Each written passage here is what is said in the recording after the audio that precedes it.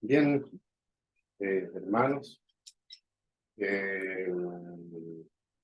cuarto domingo de Adviento, próximo domingo es el culto de Navidad y particularmente en nuestro culto de Navidad vamos a tener el bautismo de un miembro de la iglesia, ¿ya? Vamos la próxima semana a explicar de manera más detallada la forma de unión de este hermano en Cristo, que va a viajar varios kilómetros para ser bautizado, pero tenemos la alegría de poder recibir también dentro de la Iglesia de Cristo a las personas que van siendo salvas. Y ese aspecto es algo que nos llena de alegría, y es por esa razón que desde ya los dejamos invitados a que puedan participar. Vamos a la palabra de Dios en Lucas. Ya por eso le decía a Sofía que dejara la otra imagen, se me olvidó cambiarla. Así es que en Lucas capítulo 1, versículos 68 al 67, al 79, 68 al 79. ¿Ya? Lucas 1, entonces, 68 al 79, la palabra de Dios dice así: Bendito sea el Señor, Dios de Israel, porque nos ha visitado y ha efectuado redención para su pueblo, y nos ha levantado un cuerno de salvación en la casa de David, su siervo, tal como lo anunció por boca de sus santos profetas desde los tiempos antiguos, salvación de nuestros enemigos y de la mano de todos los que nos aborrecen, para mostrar misericordia a nuestros padres y para recordar su santo pacto, el juramento que hizo a nuestro padre Abraham, concedernos que, librados de la mano de nuestros enemigos, les sirvamos sin temor, en santidad y justicia delante de Él todos nuestros días. Y tú, niño, serás llamado profeta del Altísimo, porque irás delante del Señor para preparar sus caminos, para dar a su pueblo el conocimiento de la salvación por el perdón de sus pecados, por la entrañable misericordia de nuestro Dios, con que la aurora nos visitará desde lo alto, para dar luz a los que habitan en tinieblas y en sombras de muerte, para guiar nuestros pies en el camino de la paz. Hemos estado viendo durante estas semanas algunos textos proféticos en el Antiguo Testamento, y luego pasamos, la semana pasada particularmente, al cántico de María con el Magnificat, y esta semana particularmente con esta canción de Zacarías, del sacerdote, llamada comúnmente Benedictus, por la misma razón que la semana pasada veíamos que se llamaba Magnificat, ¿ya? Que tiene que ver con la primera palabra de esta oración y de este cántico en el latín, ¿ya? Y en el Evangelio de Lucas, cuando nosotros vemos ya una manera más hacia atrás, el Evangelio completo, aparte de la introducción de los primeros versículos que van dedicadas a una persona llamada Teófilo, comienza con el relato de un ángel del Señor que aparece a Zacarías, que es justamente quien canta este cántico. Y este cántico a Zacarías es y esta anunciación a Zacarías justamente viene a mencionar de que su esposa Elizabeth tendría un hijo, ¿ya? Entonces es la anunciación del nacimiento de Juan el Bautista.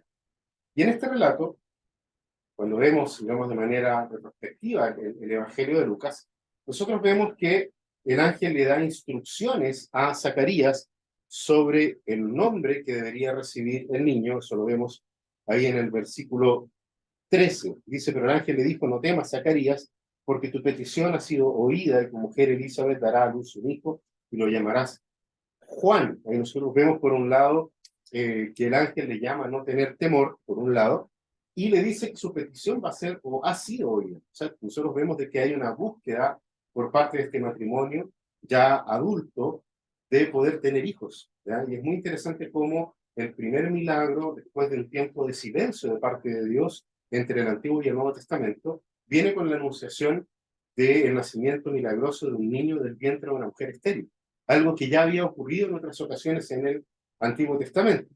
Por otro lado, vemos de que hay instrucciones de votos por parte de este niño. Dice: porque él será grande delante del Señor no beberá ni vino ni licor y será lleno del Espíritu Santo aún desde el vientre de su madre. Eso nosotros vemos que hay un tipo de voto nazareo, en caso de Juan, del niño que estaba viniendo, para poder cumplir con una misión particular que Dios le va a entregar.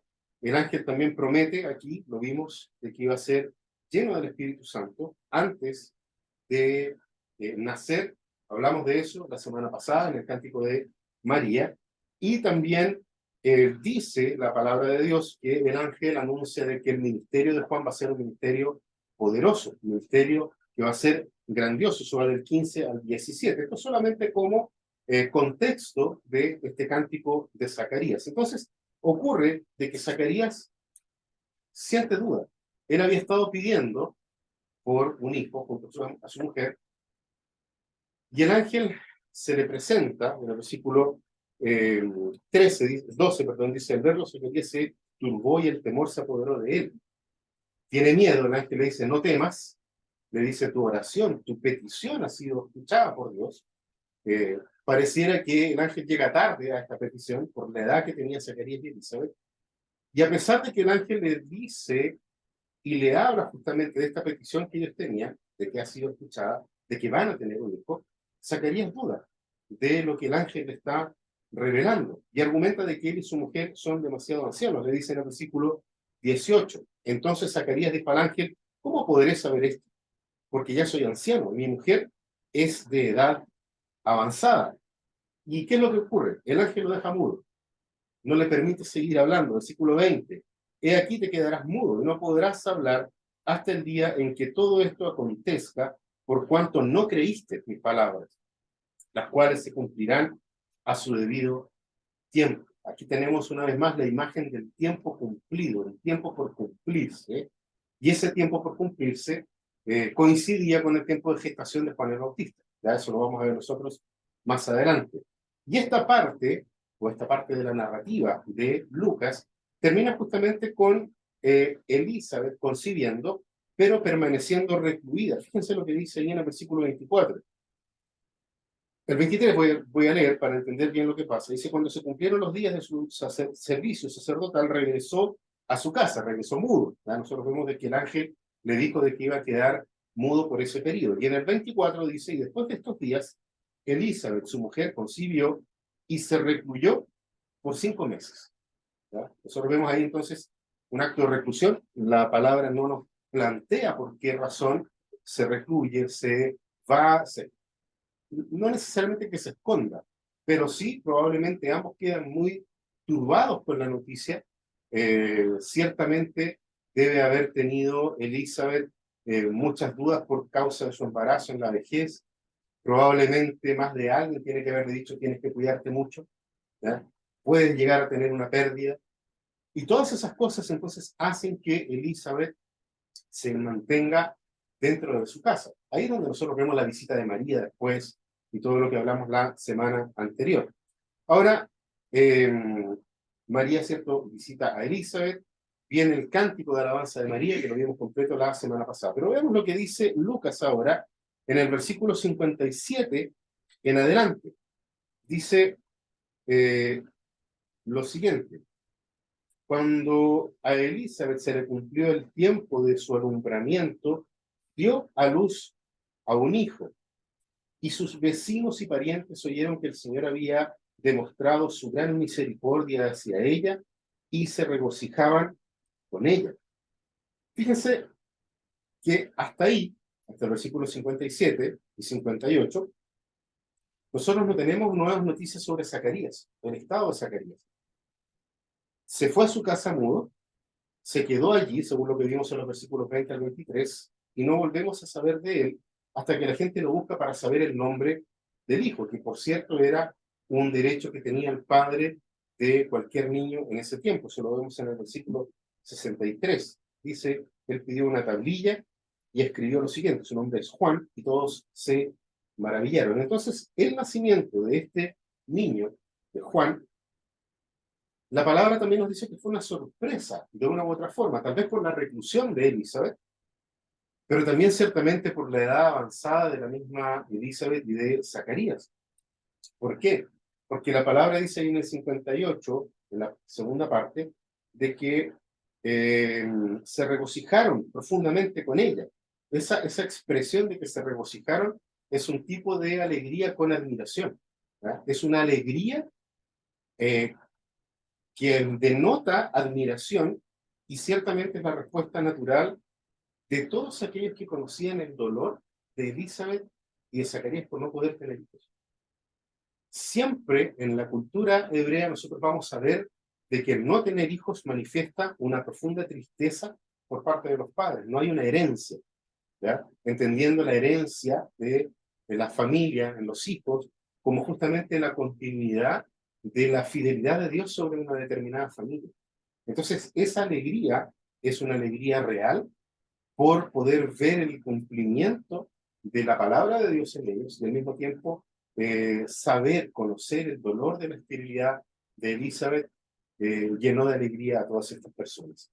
En el versículo 59, todavía nos ayuda para poder entender el contexto, dice que, bueno, aparece aquí Zacarías, dice en el versículo 59, y al octavo día vinieron para circuncidar al niño y lo iban a llamar Zacarías, según el nombre de su padre. Fíjense que vienen a circuncidar al niño. Eso es importante porque la circuncisión, aunque era un acto rutinario, demuestra de que Zacarías y Elizabeth son fieles a la palabra de Dios. ¿Ya? Se mantienen ellos en un estatus de fidelidad al Señor. Y es lo que se espera, porque al final de cuentas Zacarías es un sacerdote. Por lo tanto, él tenía que cumplir con todos los ritos como sacerdote. Y lo interesante es que le quieren poner Zacarías, como el nombre de su padre, y ahí ellos dicen, no, el niño se va a llamar Juan.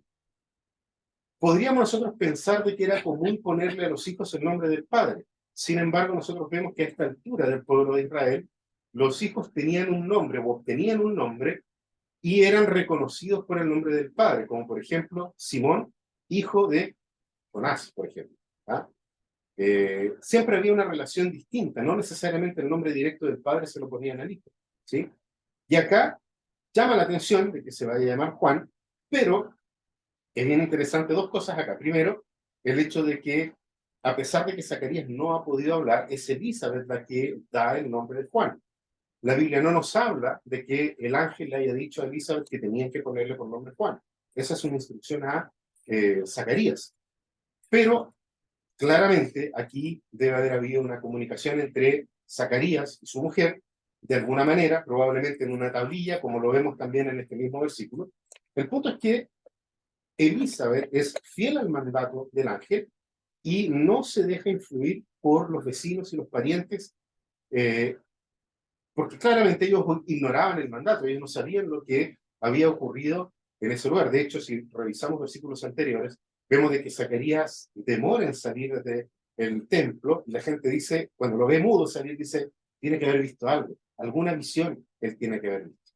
Pero claramente Elizabeth, él tiene que haberle comunicado, ¿sí? Y es muy interesante esto porque nosotros no vemos la misma actitud en María, como lo vimos la semana pasada. María es anunciada de su concepción y en vez de irse a la casa de su marido, se va a la casa de una pariente. ¿Ya? Cuando regresa, José sabe de que ella tenía 3 meses de embarazo y no sabe qué hacer. ¿Ya? Pero eso es harina de otro costal, ¿ya? La historia de José y María, que vamos a hablar un poco sobre eso la próxima semana cuando veamos el nacimiento de Jesucristo. Es interesante también ver cómo la gente que está ahí a su alrededor, en el versículo 51, o sea, le dice a María, no hay nadie entre tus parientes que tenga este nombre, el nombre de Juan. ¿Ya? Están sorprendidos por la elección que aparentemente es de Elizabeth. ¿Ya? Ella no eligió el nombre de un miembro de la familia ni tampoco de Zacarías. Pero justamente, fíjense lo que dice el versículo 62. Entonces preguntaban por señas al padre cómo lo quería llamar. Esto es muy interesante y es casi cómico, porque la gente, al ver que él está mudo, tal vez piensa que también es sordo, ¿ah? Que no podía escuchar. La Biblia no nos habla de que Zacarías haya estado sordo. ¿Ya? Así que lo más probable es que haya escuchado, que Zacarías haya escuchado toda la conversación de la gente, pero le hacen señas, ¿ya? Para poder ver de que él pudiese hablar. Y allí entonces, él pide una tabla para escribir y escribió el nombre, su nombre es Juan, ¿ya? Y dice aquí que todos se maravillaron. La Biblia no nos dice por qué se maravillan, ¿ya? Esa era una expresión que me gustaba mucho cuando yo era niño, ¿ya? Y todos se maravillaron, todos se regocijaron, ¿ya? Siempre me gustaba repetir eso, no sé por qué, pero en este caso acá busqué la razón por la cual, y no hay estudios profundos de por qué se maravillan, pero ciertamente en el contraste que Lucas coloca entre lo que ocurre con Zacarías y Elizabeth y en lo que ocurre entre María y José, o el maravillamiento, aquí está por la unidad en la opinión del matrimonio, en una familia de padres. ¿Ya? No que José y María lo hayan hecho mal. Lucas no está haciendo un contraste para mostrar lo malo que hizo José y María, sino que manifiestan justamente en este caso, cómo el matrimonio, a pesar de la mudez de Zacarías, están de acuerdo en una misma idea. ¿Ya? Y la idea era ponerle Juan. ¿No? Entonces, fíjense en esto, una cultura totalmente patriarcal, el marido respetando la opinión de la mujer es contracultural. Pero esta opinión de su mujer no era otra sino que un mandato de parte del ángel que vino de parte del Señor. En el versículo 64 se nos dice de que Zacarías al instante abrió su boca, dice, y se soltó su lengua y habló bendiciendo a Dios. Solo cuando Zacarías es fiel al mandato angelical de llamar al niño Juan, el castigo de haber quedado mudo se levanta. Y él comienza a hablar. Y el primer discurso de Zacarías es para alabanza de Dios y claramente, como lo vamos a ver, una señal o apuntando a la fidelidad de Dios, no sobre él ni sobre su esposa, sino que a la fidelidad de Dios para con su pueblo. Y eso llama aún más la atención dentro de lo que se está narrando. ¿Por qué? Porque en el momento que él comienza a hablar y a bendecir al Señor, la palabra ahí en el 65, la segunda parte del 65, dice, perdón, la primera parte dice, y vino temor sobre todos los que vivían alrededor. Y ese temor se apodera de la gente que está en ese lugar. Y es muy interesante porque el miedo lo vemos repetidamente en el capítulo 1 y el capítulo 2 de Lucas. ¿Ya? Zacarías tuvo miedo, José tuvo miedo, después los pastores tuvieron miedo, María sintió temor. Vemos eso que se repite en varios momentos. Y ciertamente este miedo lo usa Lucas acá para señalar siempre la actitud de la gente frente a un hecho milagroso. En todo el Evangelio de Lucas nosotros vemos en varias oportunidades que se repite esta misma idea, incluso más adelante en el capítulo 7, en el capítulo 8 de el mismo Evangelio vamos a ver esta misma actitud. Y otra cosa que dice en el versículo 65, dice que se hablaba de estas cosas por toda la región montañosa de Judea. O sea, el caso de Elizabeth y Zacarías apareció en las portadas de los diarios de la región. ¿Ya? Antiguamente, me acuerdo yo, aquí en Osorno, bueno, todavía el diario Austral de la ciudad de Osorno tiene su obituario, ¿ya? Donde aparece las muertes de las personas que viven aquí en la ciudad. Pero también existía un espacio para mostrar los nacimientos. Generalmente, por ejemplo, la clínica alemana publicaba los nacimientos de todos los niños en ese lugar. Entonces, yo pensaba mientras leía esto, de que se hablaba de estas cosas en toda esa región, tiene que haber sido algo similar. O sea, claramente, boca a boca, ¿sí? Se iba comunicando esta acción. Todos hablaban de esto, pero hablaban porque ciertamente percibían la mano de Dios en el nacimiento de Juan. Esto había sido un hecho milagroso y este bebé ciertamente tendría algún tipo de función dentro de lo que Dios estaba haciendo. Porque fíjense en lo que dice en el versículo 66. Dice, y todos los que oían estas cosas las guardaban en su corazón diciendo, ¿qué pues llegará a ser este niño? Porque la mano del Señor ciertamente estaba con él. Es muy interesante porque ocupa Lucas las mismas palabras que habla sobre María. Cuando van a visitarlo a los magos y dice que María guardaba en su corazón estas cosas. La palabra cuando nos habla sobre guardar en el corazón, no habla de guardar cualquier cosa. No habla de guardar, de hecho nos invita a externalizar nuestras tristezas a través de la lamentación, una lamentación que tiene que ser delante de Dios para que no se transforme en algún tipo de murmuración en contra de Dios, pero sí guardar este tipo de expectativas. Las expectativas de algún acto redentivo que Dios está entregando. Eso es lo que guarda María en su corazón al ver personas de otros pueblos, lo que conocemos como la Epifanía. Personas de otros lugares de la tierra viniendo a rendir honores a Jesucristo, y María guardaba estas cosas en su corazón, con la esperanza gloriosa de la manifestación de Dios. Lo mismo ocurre con Juan. Y la respuesta está ahí mismo. La gente dice, la mano de Dios está con este niño. ¿Qué es lo que va a llegar a ser este niño? ¿Ya? Y eso es lo que, digamos, la antesala de todo lo que nosotros vemos después en el cántico y en la canción profética que hace Zacarías.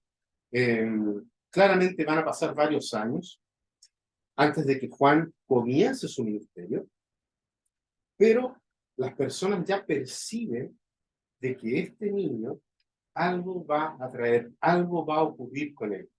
Y esas dudas ciertamente van a ser despejadas en el cántico de Zacarías. Ahora, el foco de toda esta sección de la narrativa de Lucas está justamente en el cántico de Zacarías. ¿Ya? Después del cántico de María, viene el cántico de Zacarías y llama inmediatamente la atención. Todo lo demás es una narrativa para poder introducir este cántico. Y en el relato, nosotros vemos dos motivos por los cuales Zacarías bendice el nombre de Dios. El primero tiene que ver con la obra de Dios en su pueblo. Y el segundo tiene que ver con lo que Dios va a hacer a través del niño, a través de Juan. ¿Sí?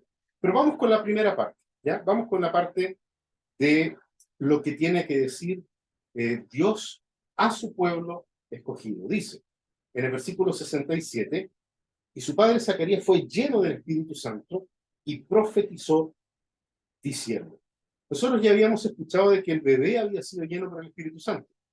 Había sido anunciado en el versículo 15, ocurrió cuando María visita a Elizabeth, y eso está en el versículo 41, y ahora vemos que Zacarías también es lleno del Espíritu Santo.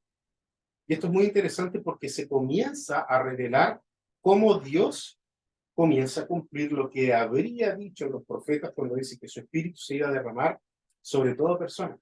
Acá lo vemos derramado sobre un sacerdote, algo que era usual. Lo inusual era que un bebé haya recibido el Espíritu Santo y que una mujer haya recibido el Espíritu Santo. Eso era inusual. Aquí las cosas vuelven a mostrarse de la manera habitual, que un sacerdote sea lleno del Espíritu Santo. Pero ser lleno del Espíritu Santo implica necesariamente, dentro de las Escrituras, estar equipado para un tipo particular de servicio. Por eso nosotros vemos la unción del Espíritu Santo en los sacerdotes, en los profetas y en el rey. Vemos en estas tres funciones, en estos tres tipos de trabajo que Dios tenía, que había asignado, reyes, sacerdotes y profetas, les había dado la bendición de ser llenos del Espíritu Santo. Ahora, Juan será lleno del Espíritu Santo, había sido lleno del Espíritu Santo. ¿Para qué? Para poder predicar el arrepentimiento y poder bautizar como una señal de la purificación de los pecados, arrepentimiento de los pecados, poder ser limpio de los pecados, y siempre apuntando a que las personas puedan tener una fe en aquel Mesías venidero. Siempre estaba Juan apuntando hacia el que vendría después de él. Eso nosotros lo vimos también en una predicación anterior, en el profeta, cuando el profeta anunciaba la venida de aquel que iba a allanar el camino, aquel que iba a preparar el camino para el Señor. Elizabeth fue llena del Espíritu Santo, esto también es una forma de mostrar el tipo particular de servicio. Y en el caso de Elizabeth fue para poder reconocer la bendición del vientre de María. Ella es llena del Espíritu para bendecir a María y bendecir al fruto de su vientre, lo dice con esas palabras. Bendita tú y el fruto de tu vientre, Jesús, ¿ya? El Salvador. Y es interesante porque acá nosotros vemos a Zacarías lleno del Espíritu para poder cantar el cántico que nosotros leímos al comienzo.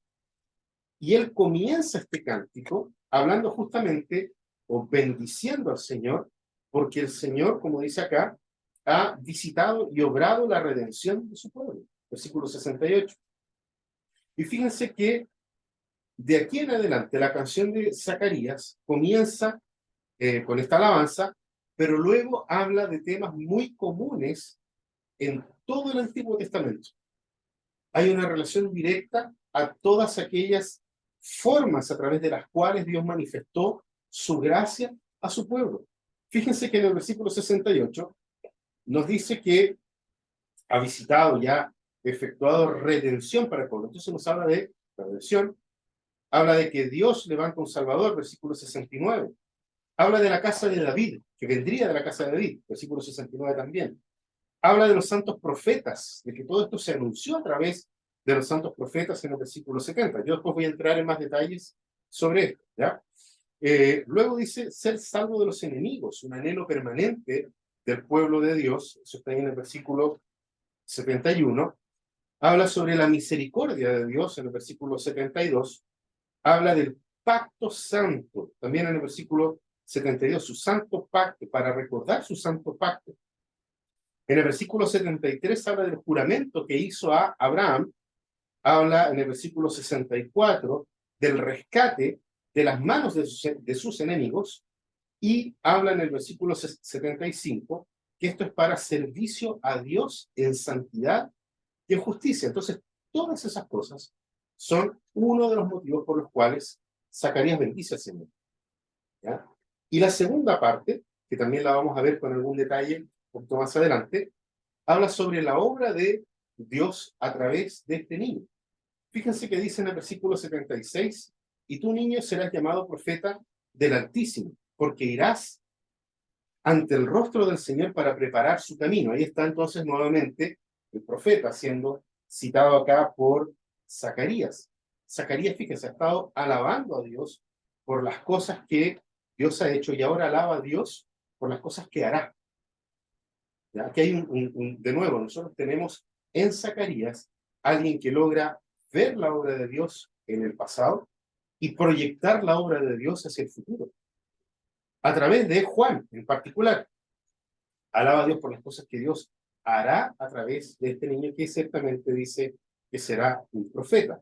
Fíjense que dice acá que el niño irá delante del Señor para preparar sus caminos. Ya Lucas, digamos, aclara esto, o lo deja al menos escrito, cumpliendo la profecía de Isaías. Eso está ahí cuando dice en Isaías, vos que clamas en el desierto, ¿cierto? Preparad el camino del Señor, perdón, y enderezar sus caminos. Jesús es interesante porque también lo aclara al afirmar que Juan cumple con esta profecía del profeta Isaías. Eso está en el capítulo 7 de Juan, en el versículo 27.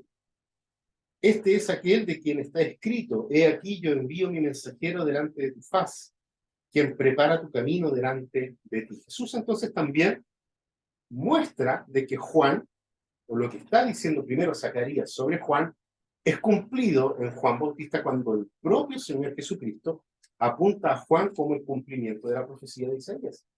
Fíjense cómo nosotros vemos los cumplimientos de las palabras de Dios, nuevamente. Y luego dice ahí en el 77, para dar a conocer a su pueblo la salvación por el perdón de sus pecados. Entonces, nuevamente, Zacarías establece temas en común con el Antiguo Testamento, la misericordia de Dios, el don de Dios para los que están en tinieblas, es una guía y los hace caminar, o los encamina, como dice ahí en el versículo 79 del capítulo 1,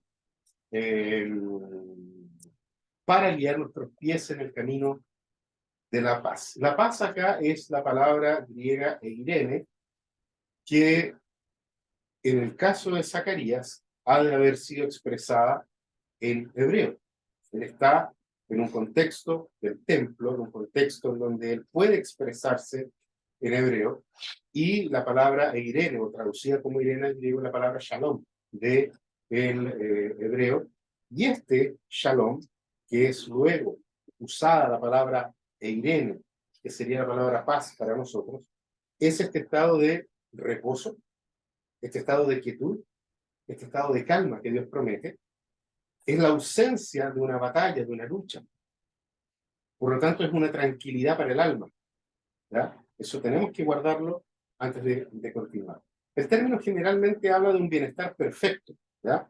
Y obviamente, Irene incluye en esa idea las relaciones armoniosas primero con Dios y luego con las personas. Hay un tema vertical y hay un tema horizontal, pero también hay un tema interno.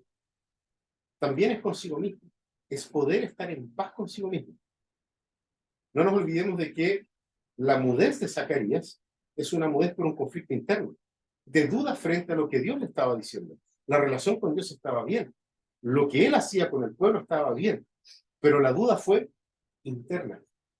Y cuando Zacarías usa la expresión de paz acá, él también está hablando de que él mismo ha logrado estar en paz. Su corazón ha descansado cuando ve la obra de Dios completa, plena en la vida de ese niño que había nacido, que era su hijo, y que Dios había escogido para abrir el camino, para allanar el camino, como dijimos en las predicaciones anteriores, el camino interno, el camino del corazón. El profeta le está hablando al corazón del pueblo. Nunca nos olvidemos de eso. Allanar el camino para que entre el Señor. Nos está hablando de lo que está aquí. Háblale al corazón de Israel. No nos olvidemos de la profecía. Lo vimos en esta serie de predicaciones. Ahora, no siempre es fácil extraer desde una poesía o de un cántico cuál es el centro, porque hay muchas cosas que se podrían destacar. Sin embargo, al comenzar el cántico, en el versículo 68, nosotros vemos la idea de salvación para el pueblo y qué es lo que más se repite dentro de este propio cántico profético. Dice acá que el Señor Dios de Israel ha visitado y redimido a su pueblo. Eso está ahí en el versículo 69. Fíjense que aquí nos va o nos está diciendo cómo ocurrirá esta salvación y esta visitación de redención. Cómo Dios está visitando y redimiendo a su pueblo. Dios nos ha levantado un cuerno de salvación en la casa de su siervo David.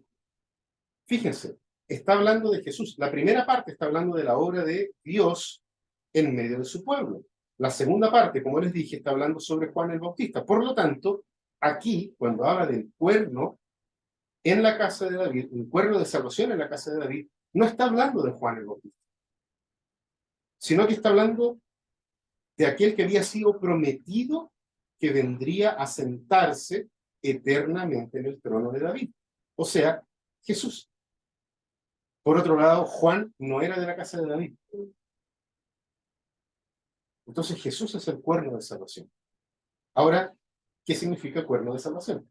¿Ya? Y eso es algo que ciertamente está en la Escritura, y es por eso que llama la atención cómo se refiere a Jesucristo, al Redentor, Zacarías. Zacarías tiene un profundo conocimiento de la palabra de Dios y utiliza esta imagen del cuerno de salvación porque en algún lugar de la Escritura está. No es algo que se le haya ocurrido a él. Y esta expresión, esta imagen del cuerno de salvación, probablemente es la imagen más potente y la imagen más emocionante que he podido leer en esta Navidad. El texto lo había leído en varias oportunidades, pero cuando me detuve a leer detalladamente lo que significa el cuerno de salvación, ciertamente el mensaje de Navidad está en este cuerno de salvación. ¿Ya? ¿Por qué? Porque, claro, Jesús es el cuerno de salvación, eso es evidente. Sin embargo, el tipo de cuerno al que hace referencia no es un shofar. ¿Ya? Por si alguno por ahí piensa inmediatamente que puede ser, el cuerno de salvación, como cuando se tocaba el cuerno y se marcaban los tiempos proféticos. No, no tiene nada que ver con eso, absolutamente nada que ver con eso, sino que acá está hablando lisa y llanamente del cuerno de un buey salvaje.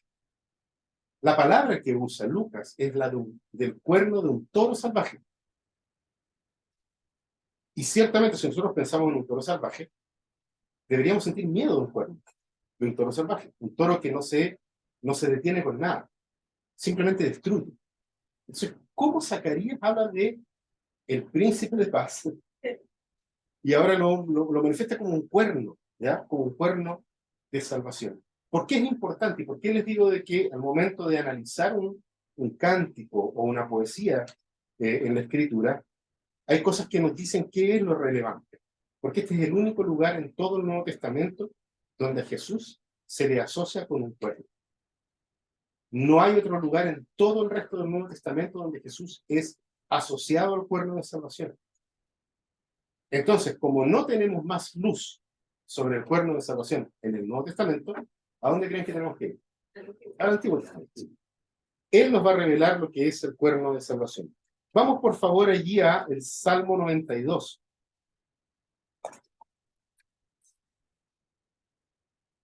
Salmo 92, versículos 9 y 10, dice: porque he aquí tus enemigos, Señor, porque he aquí tus enemigos perecerán, serán esparcidos todos los que hacen iniquidad, pero tú has exaltado mi poder como el del búfalo, he sido ungido con aceite fresco.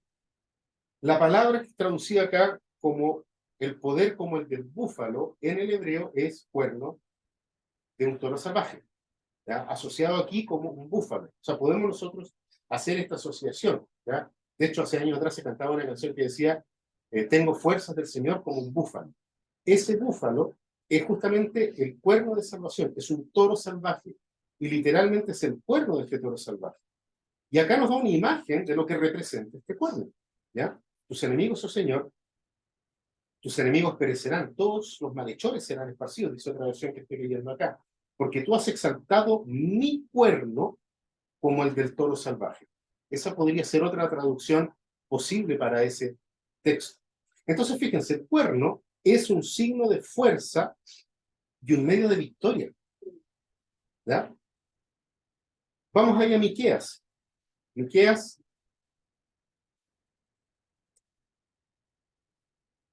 vamos a leer en el capítulo 4, versículo... Ahí sí, Miqueas 4:13. Dios le dice a Jerusalén: levántate y trilla, hija de Sión, pues yo haré tu cuerno de hierro y haré tus pezuñas de bronce. ¿Para qué? Fíjense lo que dice: desmenuces a muchos pueblos, para que consagres al Señor su injusta ganancia, las del pueblo, ¿cierto? Las del pueblo que va a ser atacado, y sus riquezas al Señor de toda la tierra. Aquí nos está hablando cómo Israel, el pueblo de Dios, vendría contra los pueblos enemigos del Señor y arrebatarían esas cosas para la gloria de Dios. Entonces, fíjese, no es muy difícil pensar solamente con estos versículos. Hasta aquí vamos a leer otros. ¿Por qué el cuerno de un buey salvaje, se convirtió para los antiguos pueblos de Oriente Medio en un símbolo de fuerza, de potencia y un medio de victoria en los conflictos?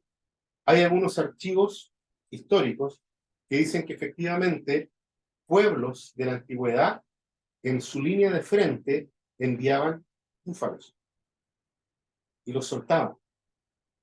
Los asustaban, los golpeaban y los soltaban.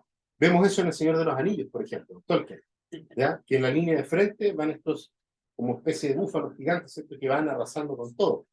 Tiene su raíz en la escritura, lo que está escribiendo Tolkien ahí en ese libro, pero tiene que ver con lo que estamos leyendo nosotros acá. Fíjense que en el versículo 70 de lo que estamos leyendo nosotros acá en Lucas, dice que la venida de este cuerno de salvación fue profetizada en la antigüedad, ¿ya?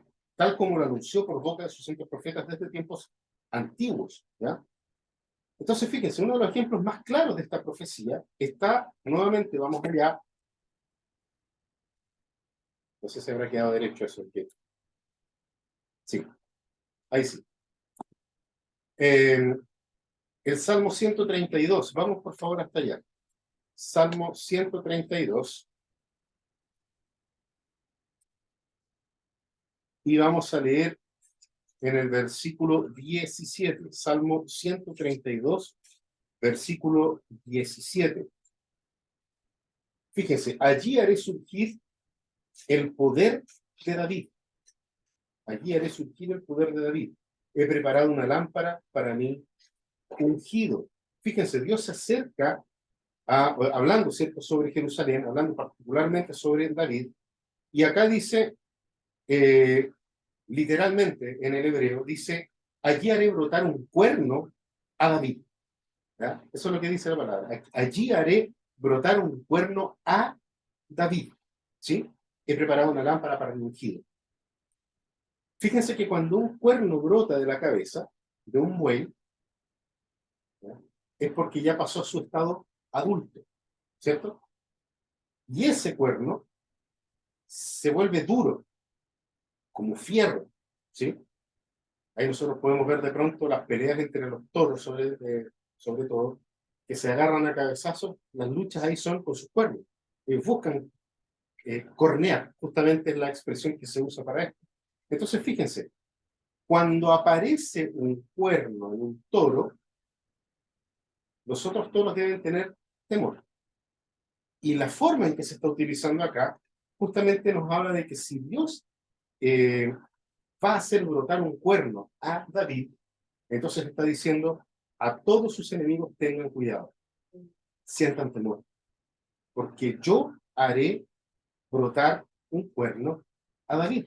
Entonces fíjense, cómo el Antiguo Testamento nos muestra en todas las expresiones donde es usado el cuerno, ¿ya?, el cuerno de salvación, nos apunta, por un lado, a una herencia prometida a David, ¿ya?, y que sería para poder vencer a los enemigos, y al momento de vencer a los enemigos, poder obtener la paz. O sea, hay una relación entre el cuerno de salvación, que puede arrastrar con todo, puede arrasar con los enemigos, y la paz, el estado de paz. Pero fíjense que en el Antiguo Testamento es muy interesante porque siempre la convicción que hay en el pueblo de Israel es que es Dios el que lucha por su pueblo, ¿cierto? Entonces fíjense, es Dios el que es fuerte, es Dios el que obtiene la victoria sobre sus enemigos. Por lo tanto, no sorprende que las únicas dos instancias en donde la frase cuerno de salvación en el Antiguo Testamento, sí, literal, sean referencias a Dios y no a hombre. Es Dios el que está obrando. Es Dios el que está estableciendo en este momento, este tiempo de redención, aquel cuerno prometido para la salvación de su propio pueblo. Nosotros vemos allí en 2 de Samuel, capítulo 22, versículo 3, y luego en el Salmo 18, la misma referencia sobre este cuerno de Dios para poder vencer a sus enemigos, ¿ya? Ambos registran el mismo Salmo de David, ¿ya?, o hacen referencia a lo mismo que fue dicho en el Salmo de David después de que Dios lo salvó de su enemigo Saúl. Es en ese momento en que también se habla sobre esto. Dice que el Señor es mi roca, mi fortaleza, mi libertador, mi Dios, mi roca en la que me refugio, mi escudo y el cuerno de mi salvación. Es David diciendo las mismas palabras, ¿ya? Entonces fíjense, Dios es su defensa, su escudo, y al mismo tiempo es su ofensa. Es Dios, repito eso, Dios es su escudo. Siempre nosotros relacionamos a Dios, y de hecho tenemos calendario, ¿cierto?, con este versículo, ¿sí? El Señor es mi roca, mi fortaleza, mi libertador, mi escudo, ¿sí? Pero el Señor también es nuestra ofensa. Es Él el cuerno de mi salvación. Por lo tanto, acá nos está hablando de un cuerno que es mortal y poderoso para vencer a sus enemigos. Es un cuerno de salvación. No es un cuerno que ande viviendo por el mundo simplemente para poder proteger su propio reino. Estamos hablando de la protección del pueblo de Dios. Es Dios el que está usando el cuerno de salvación para poder asegurar y proteger a su propio pueblo. Entonces, eso nos lleva de vuelta ahora a Lucas, capítulo 1, versículo 69, donde nosotros vemos de que Jesús es el cuerno de salvación. ¿Por qué? Porque solamente Jesucristo es el arma mortal para liberar a su pueblo de sus enemigos y de todos aquellos que aborrecen a Dios. Para Zacarías, eso es lo importante aquí. Para Zacarías, el Mesías que venía, ¿ya?, el Mesías que vendría, literalmente destruiría a sus enemigos. Y por esa razón podría reunir a su pueblo y gobernar en paz. Por eso es el príncipe de paz. Porque no hay paz si primero no hay castigo. No puede estar el pueblo de Dios en paz si primero no se castiga a los enemigos. Estará en paz, y fíjense lo que dice ahí en los versículos 74 y 75 de este mismo cántico. Dice acá que reunirá a su pueblo con el objetivo de no solamente levantar a un pueblo oprimido, sino que es crear un pueblo santo y justo que viva sin temor delante de Dios. Fíjense lo que dice el versículo 74 y 75. Concedernos que, librados de la mano de nuestros enemigos, por acción del cuerno, ¿cierto? Les sirvamos sin temor. ¿Cómo? En santidad y justicia delante de Él todos nuestros días, todos nuestros días. O sea, el objetivo de Dios es levantar un cuerno de salvación para poder crear un pueblo santo y justo que viva sin temor. ¿Por qué? Porque confía en Dios. Entonces, hermanos, esto significa que la redención de la que habla el versículo 68 tiene que incluir la redención del temor de los enemigos y de toda injusticia. Eso tiene que terminar. Y a esa tarea vino Jesucristo. Vino a poner fin al temor de nuestros enemigos y de toda la injusticia de esos enemigos. Él vino a poner el punto final a la historia de una relación entre el pueblo de Dios y los enemigos que atemorizan, que bajan al pueblo, que no tienen a Dios, a Jehová de los ejércitos como su Dios. Y fíjense, hermanos, que esto también al mismo tiempo implica que las personas de las que habla el versículo 68 dice así: bendito el Señor, bendito sea el Señor, Dios de Israel, porque nos ha visitado y ha efectuado redención para su pueblo. El pueblo del que habla acá no son solamente los judíos, sino que son todos aquellos que son llamados por Dios, son el pueblo pleno de Dios, son el pueblo completo de Dios, y que el Mesías viene a reunir desde todos los rincones de la tierra. Fíjense todo, porque al final de cuentas, ¿quiénes son este pueblo? Los que pueden servir a Dios sin temor, en santidad y justicia. Eso es el pueblo de Dios. Y esa es la redención que Cristo ofrece. Es solamente a través de Cristo que nosotros podemos servir a Dios sin temor,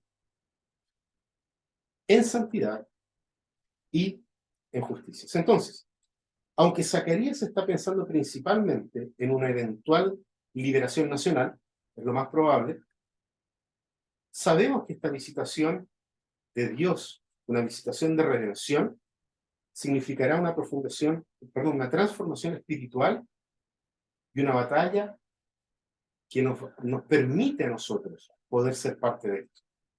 Ver a Jesús como el cuerno de salvación es verlo no solamente como un libertador nacional, sino mucho más que eso. Y es justamente el libertador de nuestros enemigos, de los enemigos que nosotros también tenemos hasta el día de hoy.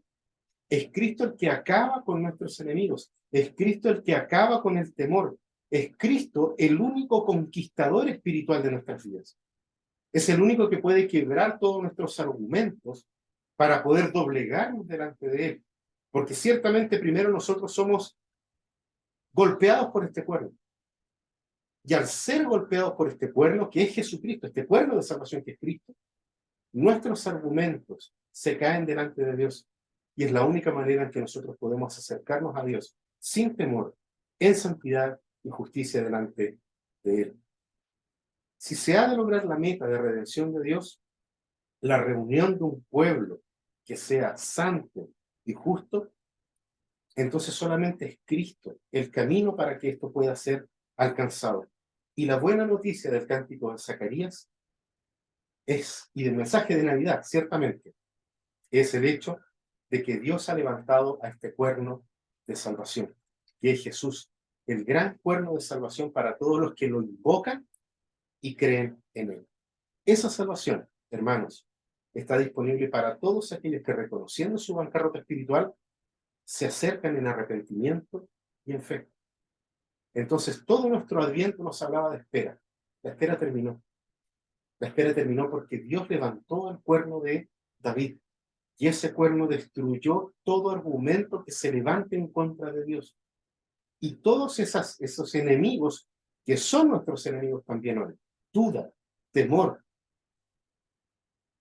toda nuestra articulación de argumentos que a veces nos impiden poder tener una relación directa con Dios, sana con Dios, son derrotados cuando Cristo nos embate.